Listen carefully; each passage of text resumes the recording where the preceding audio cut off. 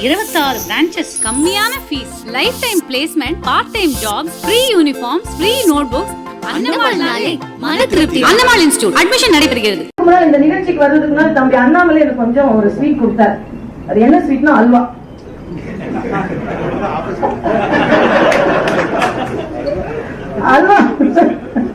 அல்வா கொடுத்தார். ஆனா அது நேர்மறையான அல்வா தான். ராகுல் காந்தி சொல்ற மாதிரி அல்வா கிடையாது.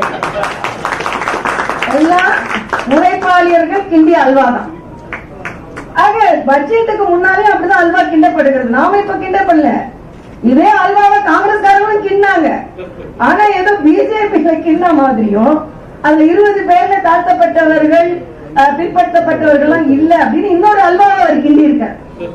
ஆனா நாங்க அல்வா சாப்பிட்டுட்டு இது இனிப்புக்கான ஒரு குறியீடு என்பதை நாங்கள் எடுத்துக்கொண்டு, அது மட்டும் இல்ல, இன்னைக்கு ஒரு அல்வா என்பது ஒரு இனிப்பின் குறியீடு என்று சொல்வதை ஏற்றுக்கொள்ளாமல் ராகுல் காந்தி போன்றவர்கள் எதுலதான் பாலிடிக்ஸ் பண்ணணும் இல்லாம அல்வாவையும் அரசியல் செய்து கொண்டிருக்கிறார்கள் என்பது எந்த அளவிற்கு அவர்கள் தரம் தாழ்ந்து இறங்கிக் கொண்டிருக்கிறார்கள்.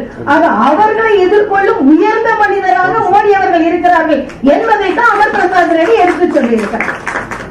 ராகுல் காந்தி சொல்ற அமர் பிரசாத் ரெட்டி கூட இதுல எழுதியிருக்கிறார். 10 தலைப்புகளை எழுதியிருக்க. முதல் ஸ்வச் பாரத்ல ஆரம்பிச்சு கடைசியில நார்த் ஈஸ்ட் டெவலப்மெண்ட் வரைக்கும் கொண்டு போயிருக்கார்.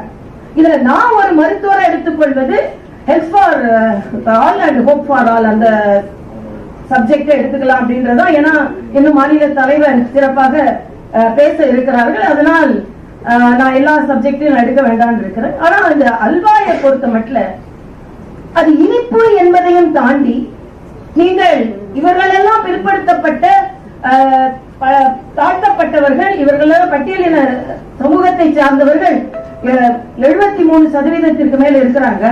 அதனால அவர்களை வச்சு ஏன் கிண்டல அப்படின்னு கேட்டுக்கொண்டு ஒரு சின்ன ஆலோசனை சொல்றேன்.